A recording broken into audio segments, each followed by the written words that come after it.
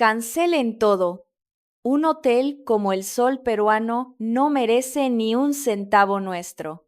En el corazón de Londres, dentro de los estudios centrales de la BBC, la preparación para el programa de análisis internacional World Focus estaba en pleno apogeo.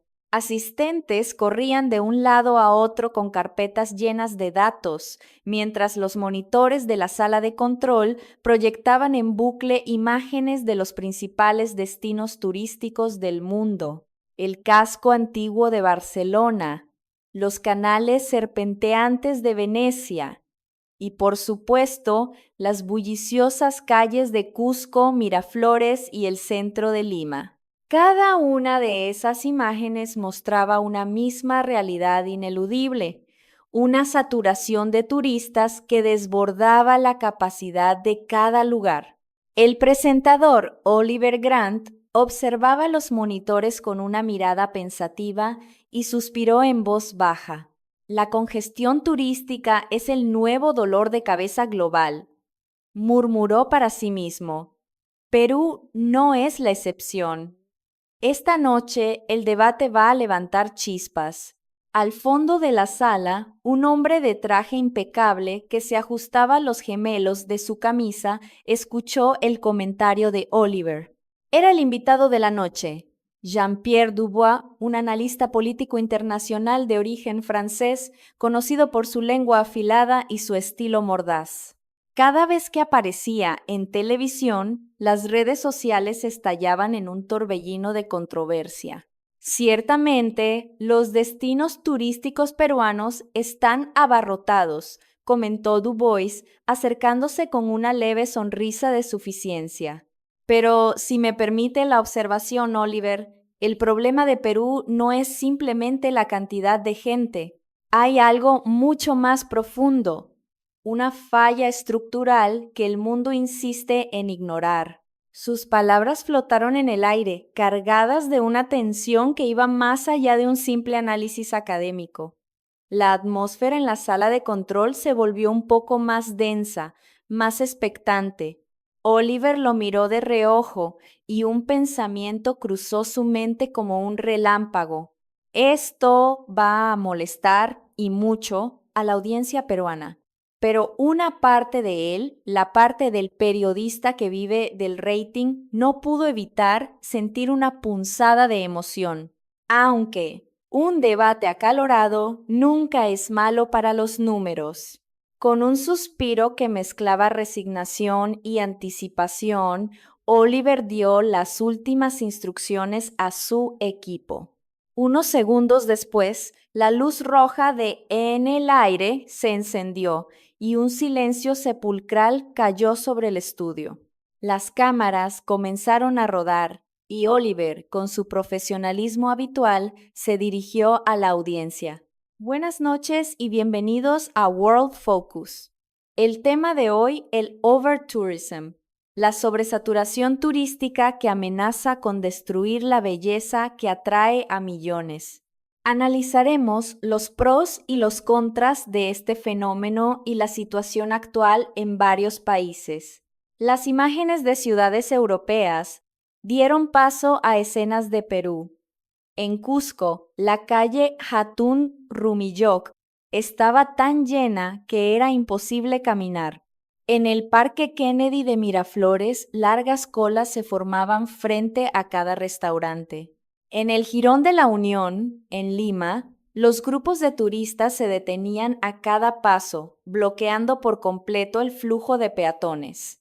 Y entre los países que enfrentan este desafío, Perú se encuentra hoy en el centro de la atención. El drástico aumento del turismo ha generado una escasez de hoteles y ha puesto a prueba su infraestructura como nunca antes, continuó Oliver, girándose hacia su invitado. Para analizar esta compleja situación, tenemos con nosotros al experto y analista internacional, el señor Jean-Pierre Dubois. Justo cuando Oliver terminaba la presentación, Dubois se inclinó hacia adelante, interrumpiendo el protocolo con un gesto lento pero cargado de dramatismo.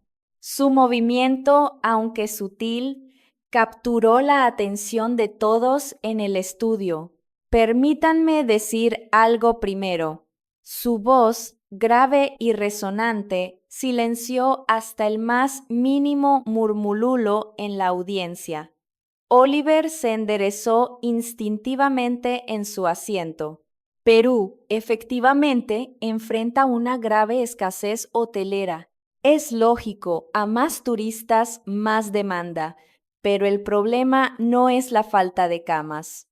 Oliver, arqueando una ceja, replicó al instante. Ah, no. ¿Cuál es el problema entonces, señor Dubois? Dubois lo miró fijamente y una sonrisa condescendiente se dibujó en sus labios. Verá, en Perú existen muchas cadenas hoteleras, pero hay una en particular, una cadena nacional gigantesca que casi cualquier extranjero que visita el país conoce. Estoy seguro de que muchos de ustedes han oído hablar de ella. Se llama El Sol Peruano. Todas las miradas de la audiencia se clavaron en él.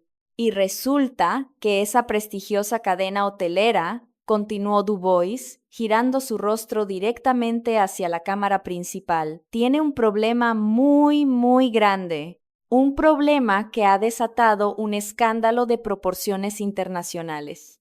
La luz del estudio se reflejó en sus ojos, dándole un brillo provocador. Oliver sintió una sacudida en el pecho. Ya está, esto definitivamente va a estallar. Esto ya no era un simple reportaje sobre turismo. Una sensación de confrontación inminente se apoderó del estudio. Y la noche apenas comenzaba. Las provocadoras palabras de Jean-Pierre Dubois dejaron una estela de tensión en el estudio. Oliver Grant, frunciendo ligeramente el ceño, adoptó una postura de cautelosa imparcialidad.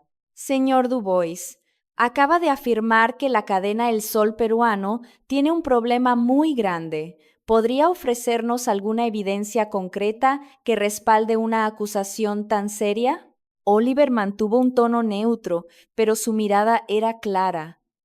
La carga de la prueba recaía enteramente sobre su invitado.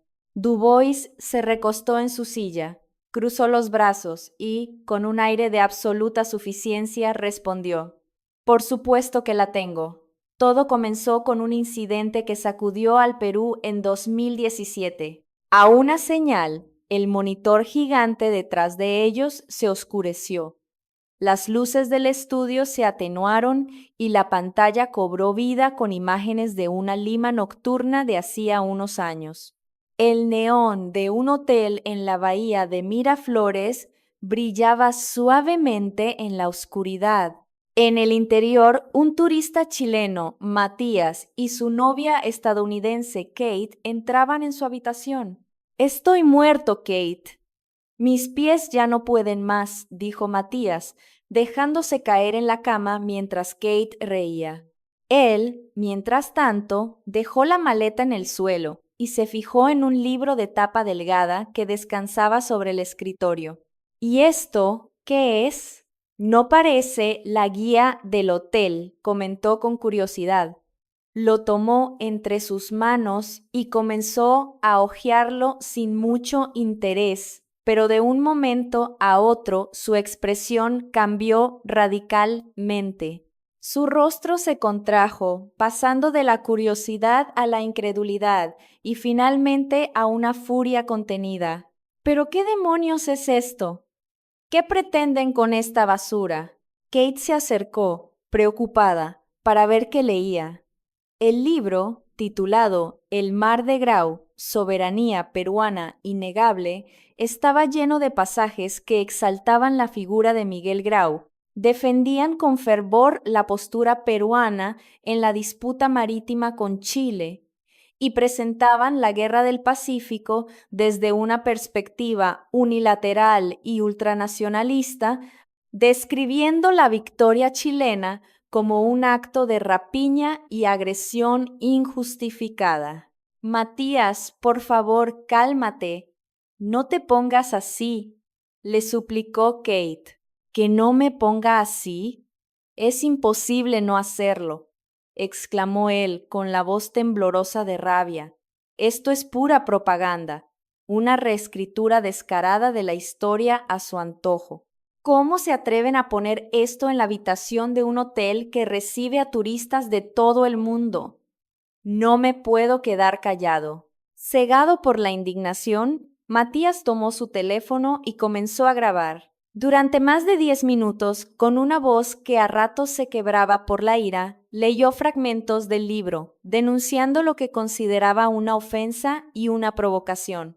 Kate intentó detenerlo varias veces, pero la mirada de Matías ya no era la de un simple turista molesto. Era la de alguien que se había autoimpuesto la misión de exponer esta afrenta ante el mundo. Sin pensarlo 2 veces, subió el video a sus redes sociales. La reacción fue instantánea y explosiva, como una llama devorando un reguero de pólvora. En cuestión de horas, el video se viralizó en toda Latinoamérica. En plataformas como TikTok e Instagram se catapultó al número 1 en tendencias. En solo 2 días acumuló más de 70 millones de reproducciones. La sección de comentarios se convirtió en un campo de batalla digital. Boicot a El Sol peruano. Perú manipula la historia para adoctrinar a los turistas. Nunca más pisaré ese país arrogante. Las críticas y los insultos no cesaban. La pantalla del estudio cambió, mostrando ahora imágenes de noticieros de la época.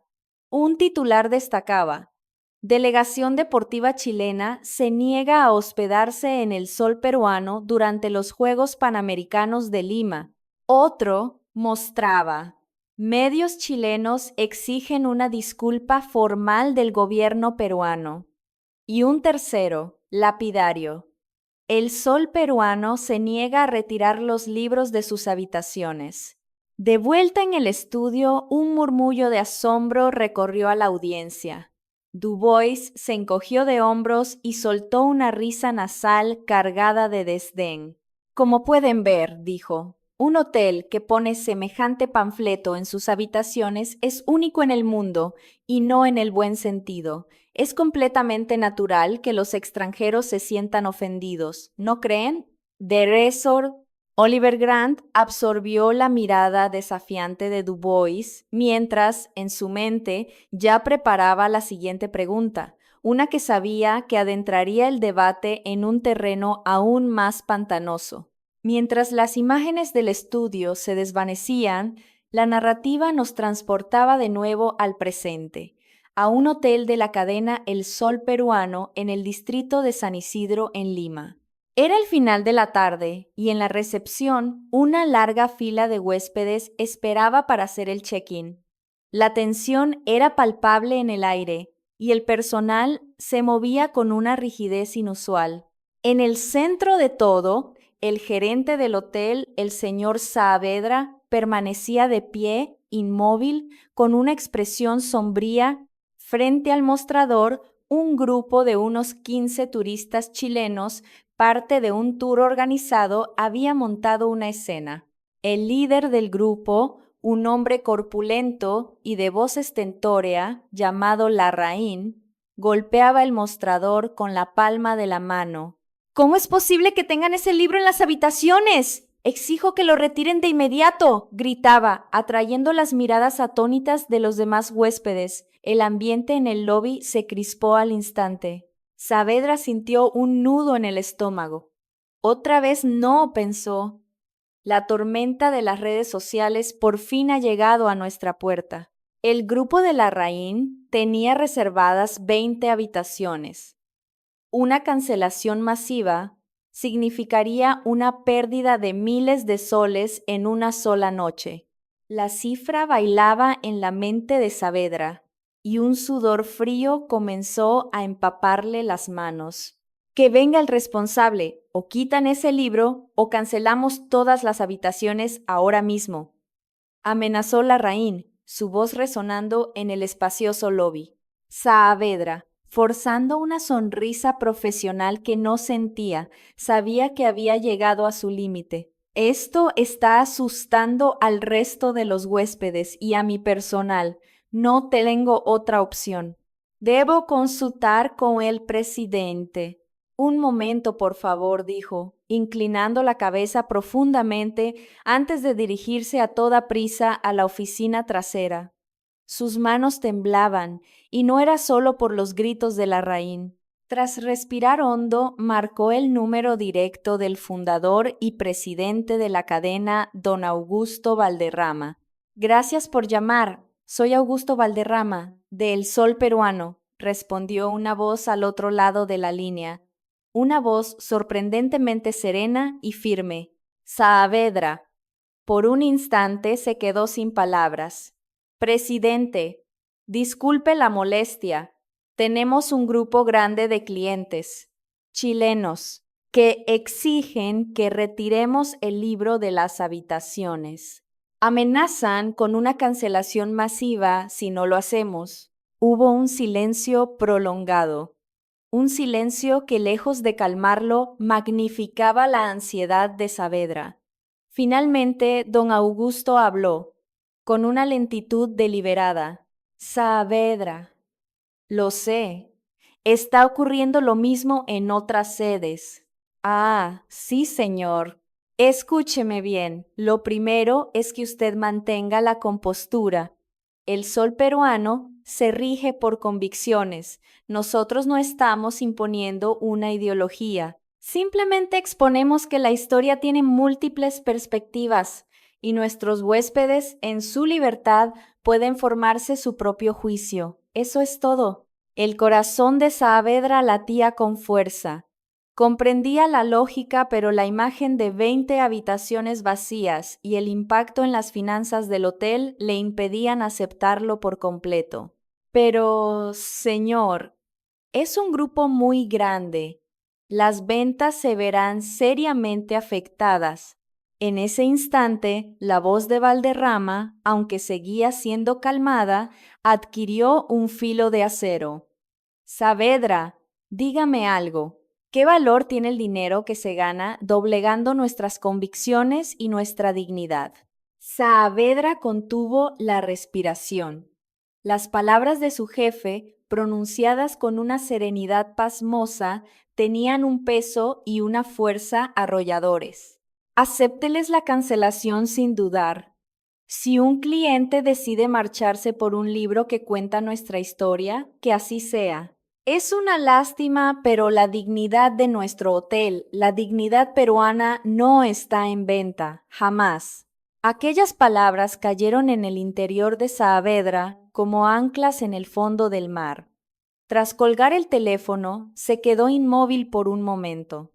Sentía la garganta seca y un ligero temblor en las rodillas. Pero entonces algo cambió dentro de él. Se levantó lentamente, un nuevo fuego ardiendo en sus ojos. Voy a confiar en el presidente, se dijo a sí mismo. No hay vuelta atrás. Se ajustó la corbata, inhaló profundamente y caminó de regreso hacia el caótico lobby. En su espalda ya no había rastro de la duda que lo había atormentado momentos antes. El alboroto en el lobby había aumentado considerablemente. El gerente, Saavedra, después de tomar aire en el umbral de su oficina, regresó al frente de batalla con un paso firme y decidido. El grupo de turistas chilenos, liderado por un Larraín cada vez más exaltado, rodeaba el mostrador lanzando gritos e improperios. Oiga, gerente, ¿se puede saber qué tanto demora? Es tan simple como quitar ese maldito libro, ladró Larraín en cuanto lo vio. Saavedra inclinó la cabeza respetuosamente. Señores, les ofrezco mis más sinceras disculpas por la espera y por el malentendido. Larraín, con el rostro enrojecido por la ira, golpeó el mostrador de mármol con el puño. Déjate de disculpas y responde. ¿Van a sacar ese libro de historia falseada de las habitaciones o no? Si no lo hacen, nos vamos todos. 20 habitaciones canceladas. Maras. Desde atrás, sus compañeros coreaban. Sí, que lo saquen. Fuera ese libro. Saavedra levantó la vista y con una voz clara y desprovista de cualquier atisbo de duda, respondió: Caballeros, el material de lectura que se encuentra en nuestras habitaciones responde a una política corporativa de la empresa. No está en la potestad de este local retirarlo. Larraín se quedó mudo por un segundo procesando la respuesta. Luego, su incredulidad se transformó en una furia descontrolada. ¿Se está burlando de mí? ¿Sabe quiénes somos? Somos un grupo de 20 habitaciones. Una fortuna para ustedes. Dice usted terraza. Lo sé perfectamente, señor, replicó Saavedra con una calma que desquiciaba aún más a su interlocutor. Y es por eso que, tal como ustedes lo solicitan, procederé a tramitar la cancelación de todas sus reservas. El aire en el lobby pareció congelarse. El bullicio se detuvo en seco. La expresión de Larraín cambió por completo. La rabia dio paso a una especie de desconcierto. Oye, ¿hablas en serio? ¿De verdad vas a dejar que nos vayamos? Su tono ya no era de amenaza, sino de perplejidad. Saavedra esbozó una sonrisa educada. La cancelación en el día es un derecho del cliente. No hay ningún problema. Detrás de Larraín, el grupo comenzó a murmurar, la confianza inicial hecha añicos. Oye, ¿qué hacemos? ¿De verdad vamos a cancelar todo? Si nos echamos para atrás ahora, seremos el hazmerreír en redes sociales. La incertidumbre se extendió como una plaga. Saavedra, mientras tecleaba tranquilamente en el terminal, asestó el golpe de gracia. Permítanme un segundo. He verificado el sistema y veo que ustedes también tienen una reserva de varias habitaciones para el próximo lunes en nuestra sede de El Sol Peruano en Cusco. Larraín lo miró con los ojos desorbitados. Saavedra, sin alterar su expresión serena, continuó. Por supuesto, en ese hotel también encontrarán el mismo libro. ¿Desean que cancele esas reservas también para ahorrarles la molestia? La sangre abandonó el rostro de Larraín. El pánico se apoderó del grupo. ¿Y ahora qué? Si nos retractamos, quedaremos como cobardes, pero no tenemos dónde dormir esta noche. Parecerá que admitimos la derrota. Se desató un torbellino de opiniones encontradas, un debate desesperado entre salvar el orgullo o encontrar un techo para pasar la noche. Atrapados entre su propia arrogancia y la cruda realidad, no sabían qué hacer. Finalmente, Larraín, dejándose llevar por un impulso de falso orgullo, gritó: «Está bien, cancélalo todo, absolutamente todo». Arrastrados por su líder, los demás se unieron al coro. «Sí, vámonos de este lugar». Salieron del lobby con la cabeza alta, impulsados por la ira. Pero en el instante en que las puertas automáticas se cerraron a sus espaldas, el frío viento de la noche limeña pareció traerlos de golpe a la realidad. Larraín sacó su teléfono y abrió una aplicación de reservas hoteleras. ¿Qué?, exclamó. En la pantalla, un mensaje se repetía una y otra vez. Sin disponibilidad, sin disponibilidad, sin disponibilidad. Maldita sea, no hay ni una sola habitación libre en toda la ciudad. Uno de sus compañeros se asomó por encima de su hombro, su rostro una máscara de pánico. Oye, es imposible encontrar 20 camas a esta hora. Imposible. ¿Qué vamos a hacer? ¿Dónde vamos a dormir? Even, la ansiedad y el arrepentimiento comenzaron a carcomer al grupo. Mientras tanto, dentro del hotel, Saavedra finalmente soltó un largo suspiro. Una de las recepcionistas se le acercó discretamente y le susurró: «Señor gerente, Después de que ese grupo se fue, los demás huéspedes se mostraron muy aliviados. El ambiente es mucho más tranquilo ahora. Saavedra bajó la mirada por un instante y luego sonrió con una mezcla de melancolía y orgullo. ¿En serio? Me alegro de oír eso. Su expresión reflejaba la compleja dualidad de un hombre que había hecho lo correcto, pero que no podía evitar sentir una punzada de dolor en el pecho, la batalla interna entre el deber y el orgullo. La pantalla cambió, volviendo al estudio de la BBC, donde la audiencia aplaudía con entusiasmo. Oliver Grant sonrió irónicamente. Vaya, la gerencia de El Sol Peruano demostró tener nervios de acero. No me esperaba que realmente aceptaran la cancelación masiva. A su lado, Jean-Pierre Dubois tenía una expresión agria, mordiéndose el labio con frustración, algo que no pasó desapercibido para las cámaras. Es increíble, masculló. Sus ojos brillaban con una mezcla de ira y desconcierto. El grupo de turistas chilenos que había abandonado El Sol Peruano con tanta fanfarronería ahora deambulaba sin rumbo por las calles nocturnas de Lima. Los turistas que salían de los restaurantes cercanos los miraban con una mezcla de curiosidad y frialdad, como si fueran una extraña atracción callejera. ¿Y ahora qué, eh? ¿Qué hacemos? Se quejó uno de ellos con voz temblorosa. Larraín, cruzado de brazos, intentó mantener una fachada de autoridad. Tranquilos.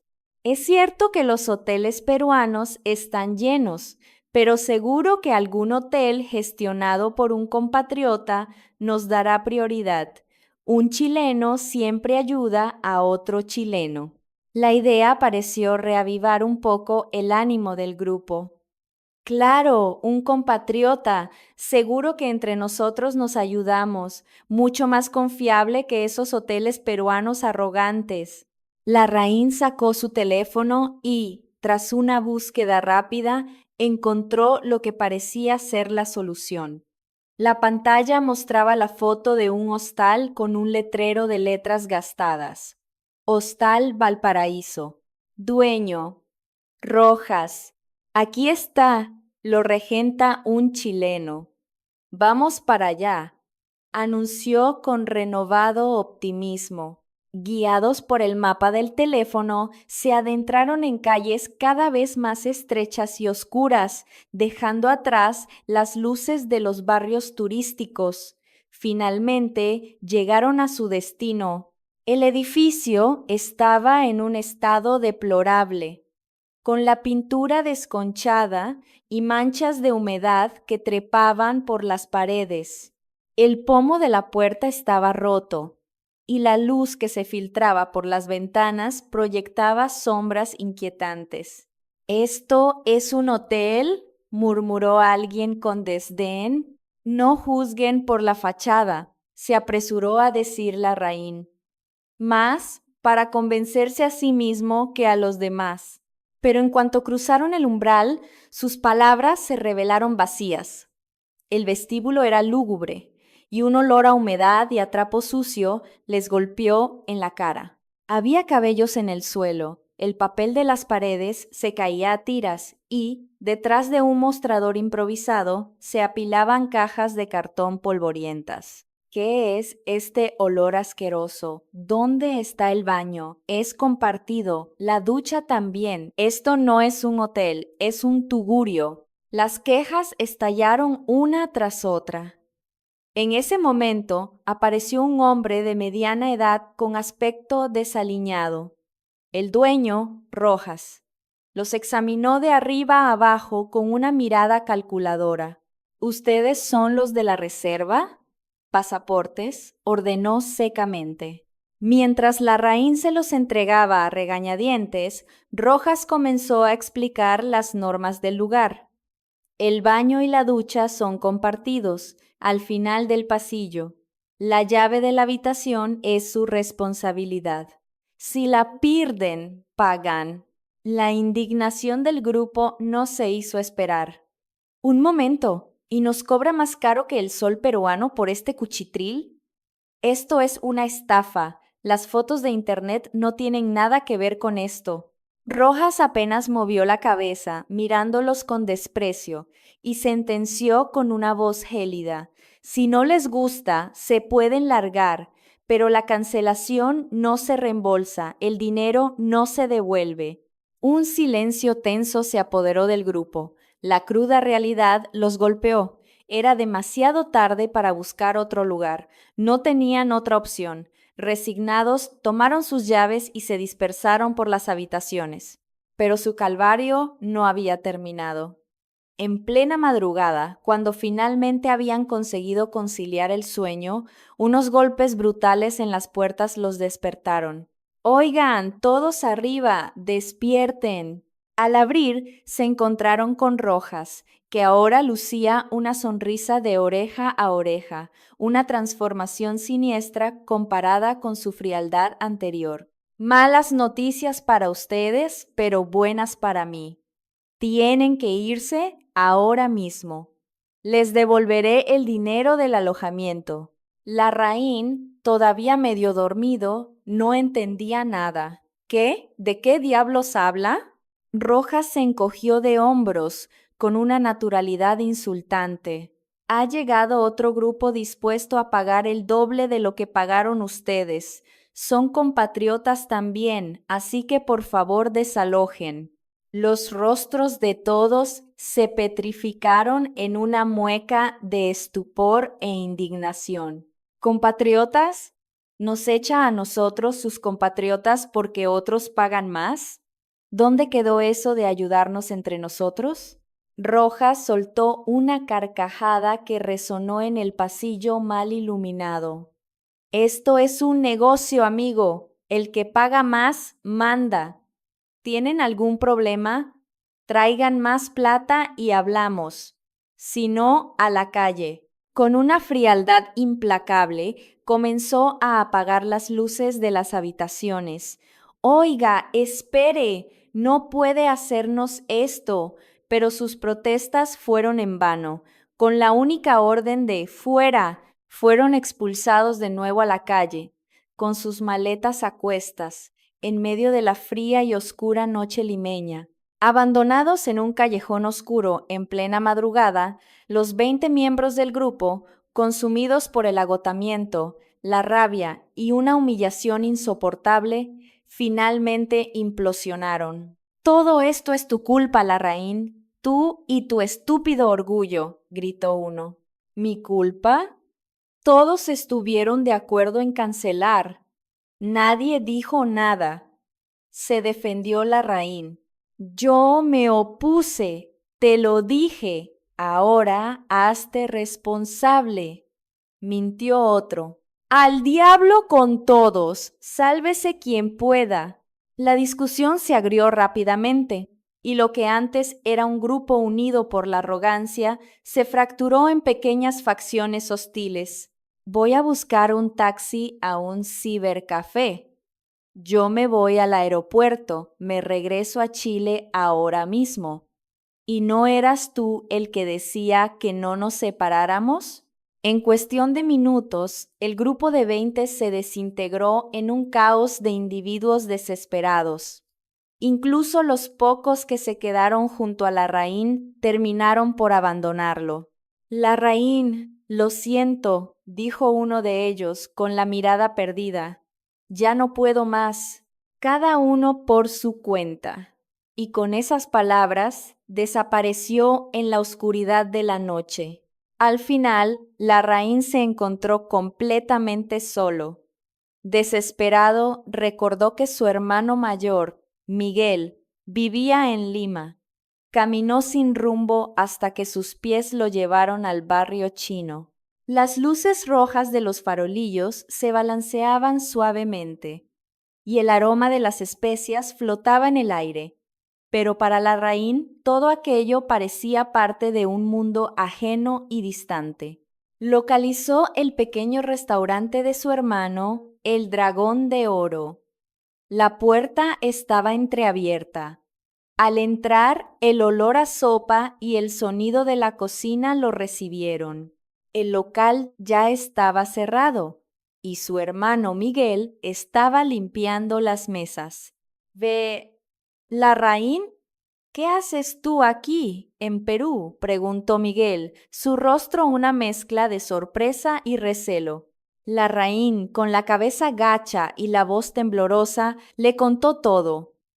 El escándalo en el sol peruano, la exigencia de retirar el libro, la cancelación masiva, la estafa en el hostal de Rojas y su situación actual, sin un lugar donde dormir.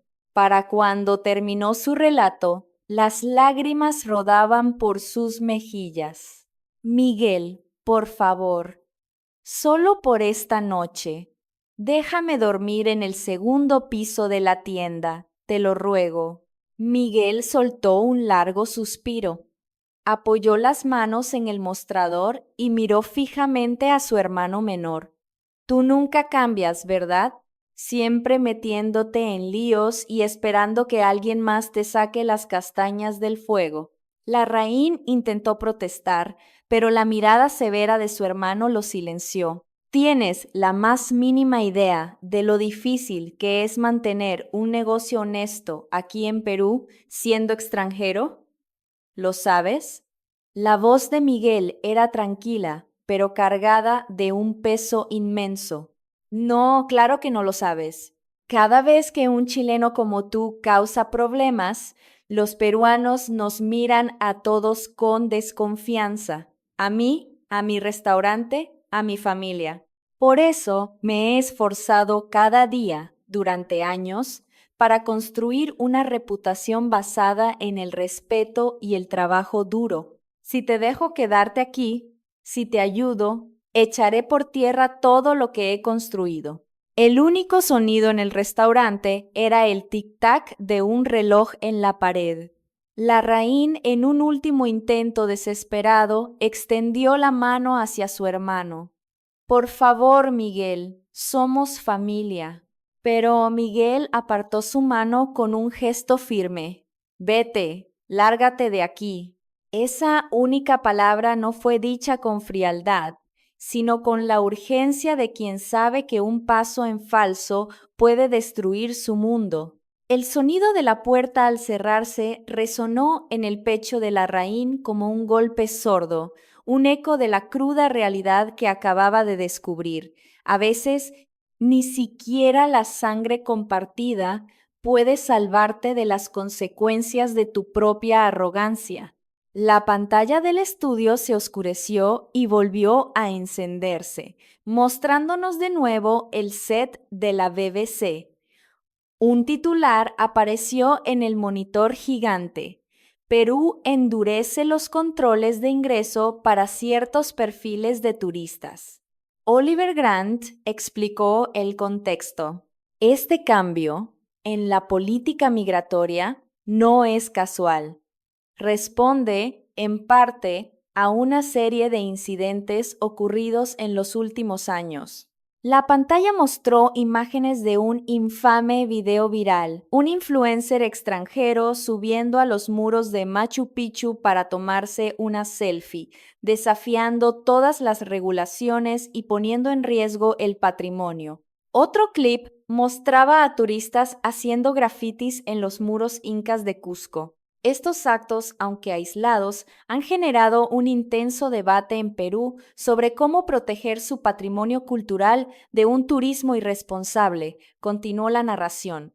El gobierno peruano ha declarado que si bien el país acoge a los visitantes con los brazos abiertos, no tolerará actos que falten el respeto a su historia y a sus leyes. Cuando las imágenes terminaron, Dubois soltó una risita burlona.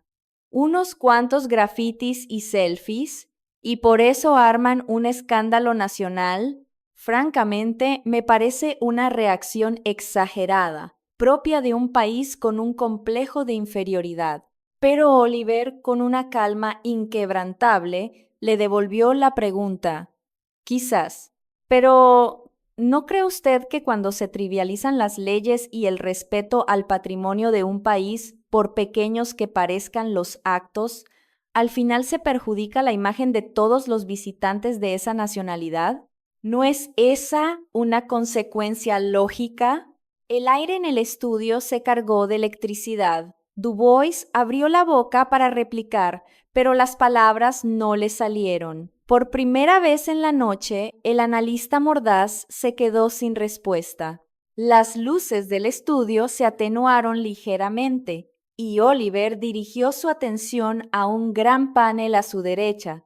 Veamos ahora, con datos concretos, cómo ha evolucionado la situación de la cadena El Sol peruano en los años posteriores a este incidente. En el monitor, un gráfico de líneas comenzó a dibujarse lentamente. Aunque pueda parecer sorprendente, después del boicot y la campaña de desprestigio en redes, la tasa de ocupación del Sol peruano no solo no disminuyó, sino que, de hecho, comenzó a aumentar de forma constante. Un murmullo de asombro recorrió la audiencia. Dubois se inclinó hacia adelante, incrédulo. La pantalla mostraba imágenes actuales de los hoteles. Personal de recepción guiando a los huéspedes con una sonrisa serena, limpiadoras trabajando con eficiencia y tranquilidad. La atmósfera en los hoteles era notablemente pacífica, sin rastro del caos de antaño. La narración continuó. Con la drástica reducción de los grandes grupos de turistas de bajo costo, problemas como el ruido nocturno, los daños en las habitaciones y las quejas por mal comportamiento disminuyeron casi a cero. En el lobby ahora se ven ejecutivos leyendo tranquilamente y familias planificando sus excursiones. El perfil del cliente había cambiado. Una entrevista con un empleado apareció en pantalla. Ahora se trabaja mucho mejor, decía un joven recepcionista con una sonrisa genuina. Antes, los turnos de noche eran una pesadilla constante. Ahora hay respeto. La pantalla mostró capturas de pantalla de sitios de reseñas de viajes. Comentarios como impecablemente limpio y tranquilo, un lugar ideal para descansar después de un largo día de turismo y perfecto para viajar en familia sin estrés se multiplicaban. El reposicionamiento de la marca era evidente. Oliver, señalando el panel, concluyó: en resumen, el cambio en el tipo de clientela se convirtió en un viento a favor para el Sol peruano. Dubois intentó decir algo, pero no encontró las palabras. Simplemente bajó la mirada, derrotado. La escena cambió a imágenes de archivo de Lima en 2020, en plena pandemia. La fachada de un hotel El Sol peruano, iluminada en la noche, se erigía en silencio. Pero hubo otro evento que consolidó definitivamente la reputación de El Sol peruano a nivel nacional, continuó Oliver.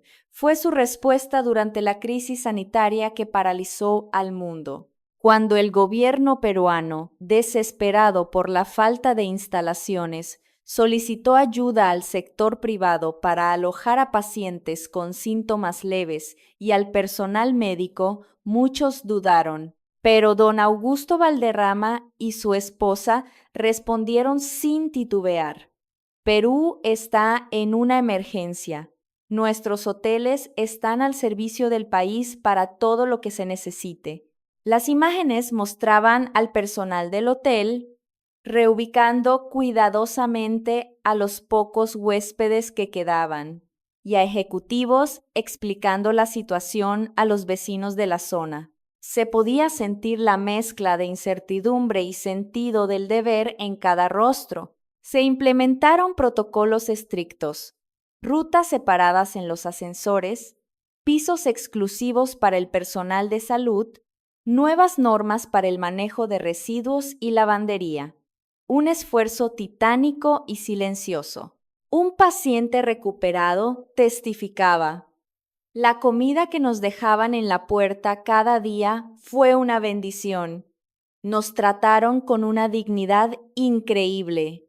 Una enfermera, con los ojos llorosos, recordaba: llegar al hotel después de un turno de 18 horas y que el personal te recibiera con una sonrisa, eso nos salvó, nos dio fuerzas para seguir. Gracias a esta iniciativa, el sol peruano no solo se ganó el respeto y la gratitud de todo el país, sino que se convirtió en una de las pocas cadenas hoteleras en el mundo que mantuvo cifras positivas durante la pandemia, un caso de estudio que fue recogido por medios internacionales. En el monitor del estudio, comentarios de redes sociales de todo el mundo aparecieron en una ráfaga de idiomas: inglés, francés, coreano, portugués. Convirtieron una crisis en una oportunidad. Una empresa con principios inquebrantables, un verdadero ejemplo de patriotismo corporativo. Los elogios llenaban la pantalla. En la audiencia del estudio, el asombro dio paso a una ovación. La expresión de Jean-Pierre Dubois era ahora una máscara indescifrable de frustración y resentimiento. Las luces del estudio volvieron a su intensidad normal.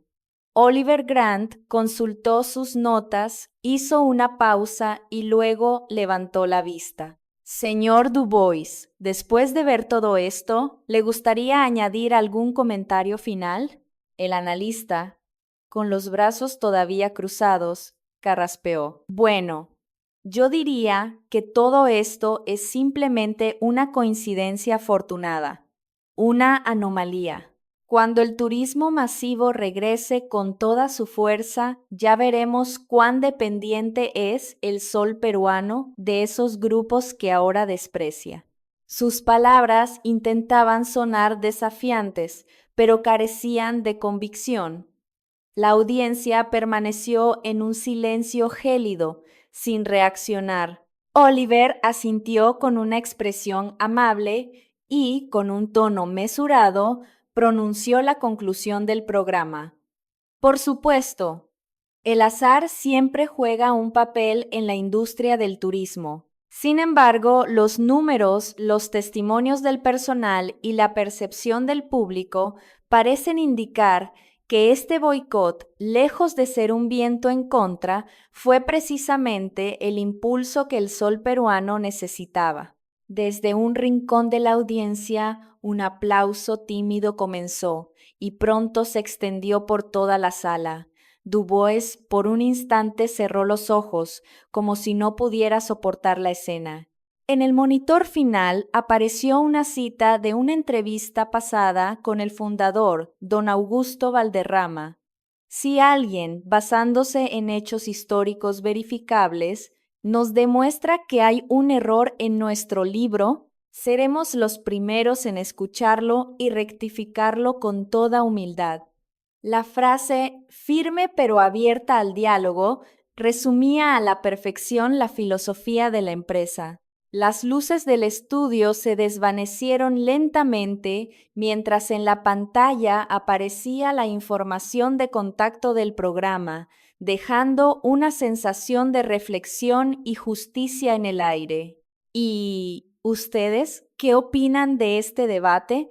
¿Creen que la dignidad y el orgullo nacional deben anteponerse a los beneficios económicos? Déjenme saber lo que piensan, sus ideas y sus reflexiones en la sección de comentarios. Si esta historia les ha parecido interesante, si les ha hecho reflexionar o si simplemente quieren saber cómo continúa, por favor denle un me gusta y suscríbanse al canal.